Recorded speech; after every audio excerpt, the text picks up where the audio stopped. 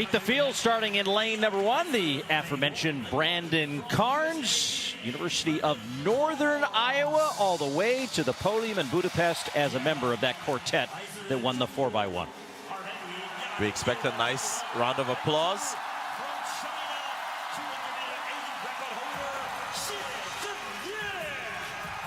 For Shea in lane 2.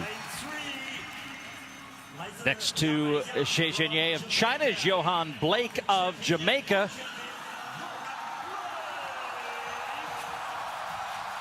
Doing his little shake and bake there as he gets set to run. Did not factor into any of our discussions in Budapest, but still one of the greatest sprinters in history. Christian Coleman felt like a bad step in the final in Budapest maybe cost him a medal. He'll get a chance to prove it here. And maybe we'll need to pay attention of which foot goes into which direction in these blocks as Fred KERLEY mixed up his starting block routine, and don't know if it cost him, but he did not defend his world title. I wonder if the Italians are disappointed with the post-Olympic form of this man, because since he delivered 2 gold medals at the Olympics and a world indoor title, he's missed every podium.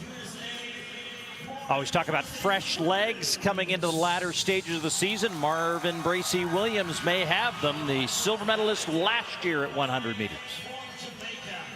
Yohan Blake made the team last year to Eugene. Not as fortunate this year, just missing the Jamaican team.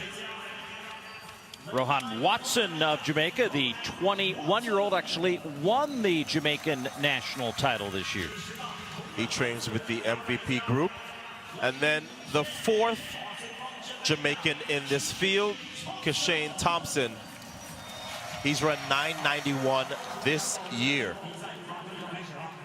So the Jamaicans not getting a medal at the World Championships. But what kind of quality do we have? On the right, Blake, world champion 2011, the youngest ever world champion in the 100.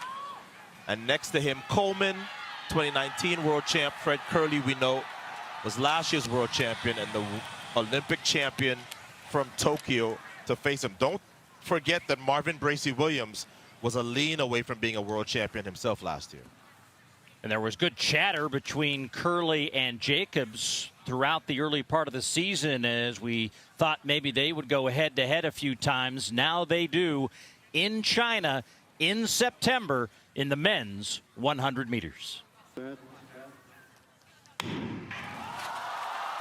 And out of the blocks, Christian Coleman out well in lane number 4. Now can he sustain it here as he gets to the line, is going to take the win out in lane 10. You don't say it very often. Thompson with a good close, but Yohan Blake did not get himself out of the blocks cleanly. He will come in last, and Christian Coleman, good run there, Otto, as he takes the win in 9:83 to equal the world lead. It really was, and that kind of confirms, at least in his head, like I said before the gun went off, Christian Coleman felt like if he doesn't have that bad step in the final in Budapest, he hangs on for the win.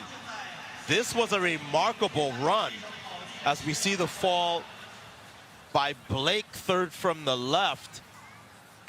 But nobody, with the exception of Thompson, got anywhere close to Christian Coleman, including the 22 world champ KERLEY, who did finish in 3rd, but there was a bit of a gap from 9:83 way back to 9:96.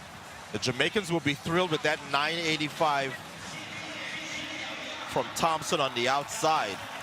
So he's now run 9:91 and 9:85 in the same year. But Christian Coleman, if he had run this race at Worlds, man, maybe the result is different. But one thing is for sure, the United States 100-meter core, good luck next year in Eugene at trials, because you're going to have this sort of Christian Coleman on the comeback from missing the Olympics.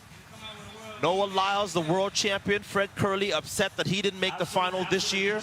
And that's before we start talking about Marvin Bracy Williams and the rest of the United States men.